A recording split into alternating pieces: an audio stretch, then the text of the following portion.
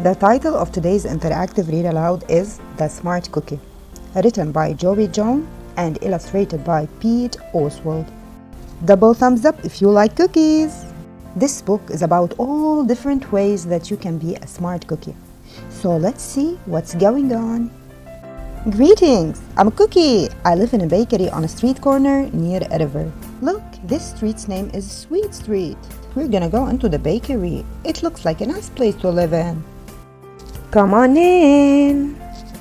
Welcome to our community. It's a warm and supportive place to spend some time. Pretty fantastic, eh? The friends are helping each other. They are supporting each other. What do you notice? Right. Are they doing science experiment? These days, life is sweet. But my journey wasn't always a cakewalk. When I was younger, I couldn't have imagined fitting in here. Let's count the candles. 1, 2, 3. Good job.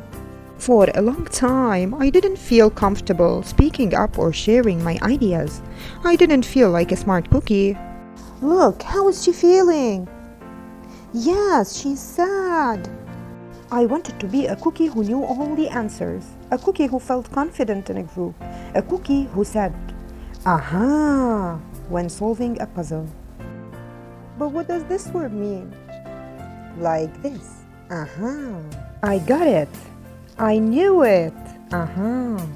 Looking back, I had some trouble in my early days. I went to school in a gingerbread house. Who do you think this is? Yes, she's the teacher. Our teacher, Mrs. Biscotti, was kind and patient. When I arrived each morning, she'd wave at me and smile. But I didn't get the best grades. And I never raised my hand because I couldn't think of the answers as fast as the others. Have you ever felt this way? And I was the last to finish most tests. Has any of these ever happened to you? It wasn't because I didn't care.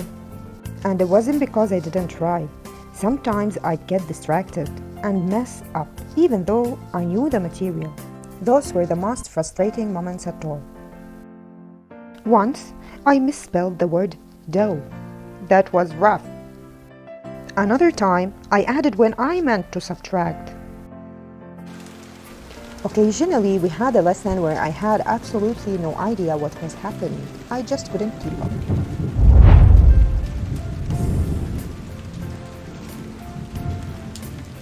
I imagined that my desk was a raft and that I was completely lost at sea because that's what it felt like. At night, I slept in a cookie jar. I had about 6 dozen roommates. Move. You move. No, you move. No, you move. No, you move. I'd stay awake and stare out the window and worry. And I went this way day after day after day. But then something happened that changed everything. It all started with a homework assignment. Mrs. Biscotti requested our attention one afternoon. Tonight, I would like you to create something completely original, she announced. It can be anything you want. Please bring it to class tomorrow. What? That was it? There were no further instructions. Mrs. Biscotti winked at me as I gathered my belongings. I felt like I had a million butterflies in my stomach. Create anything? Create something original? Due tomorrow? Oh, gulp. When I got home, I immediately went to work. At first, I tried a cooking project. The results were half-baked. Next, I tried to hammer and nail something. It splintered immediately. Then, I tried making a sculpture. It was a complete bust. I wondered if I was about to fail yet another assignment. I was stuck. I stared out the window and watched the rain hit the river. There was something mesmerizing about the water. makes you want to keep on staring at how it moved in such a chaotic way, back and forth, swirling around and around, yet ultimately figuring out exactly where it needed to go. Suddenly, I had an idea. I decided to write something original. A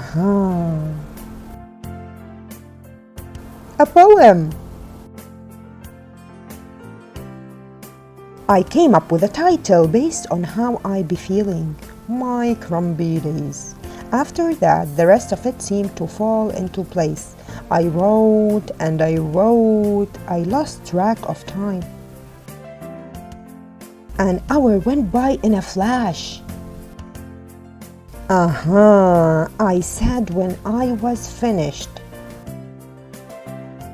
I couldn't sleep that night, but it wasn't because I was worried. It was because I was excited. I felt like I had really accomplished something.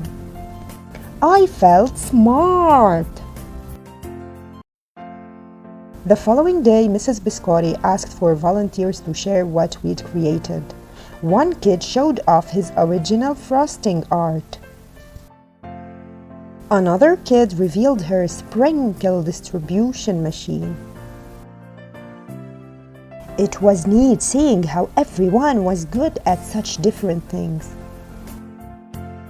Finally, Mrs. Biscotti turned to me. "Would you like to share anything?" she asked. Gulp. I gulped. I thought I'd probably crumble under the pressure. But I made my way to the front of the classroom. I noticed my hands were shaking. My mouth went dry. "This poem is called My Crumbly Days," I said, my voice cracking, and then I read it aloud. As I spoke, I noticed some kids nodding at certain lines. Other kids laughed at parts that were supposed to be funny. As I built toward the finale, I felt myself becoming more confident and animated. And in the end, everybody clapped and cheered. I promise you this, I'll never, ever forget it. Mrs. Biscotti was beaming. "No one but you could have written that poem," she said. "It was completely original." I had done it. I'd created something and shared it with the world. Well, my world at least. The rest of the day was a blur. By recess, I was already planning my next poem. I would call it My Sweet Morning. I thought when I came up with the title. Later that afternoon, Mrs. Biscotti handed me a note. It said that I should keep on writing no matter what. That meant so much to me. School was a bit different after that. I wasn't so scared to raise my hand or ask a question or share my work. Sure, some things still don't come as easily for me as they do for others. But now I know that you can be smart in many different ways. Poetry Night. Because we're all smart cookies. As for me, I learned that I can write, that I can think of great ideas, and I found plenty of other things I'm good at too. I no longer feel lost at sea. It's more like floating down a river, like I know where I'm gonna go now, and the best part is that there's always more to learn, because we're all smart cookies. Finally, Cookie found what makes her feel smart and things that she's good at. See you in the next story. Goodbye.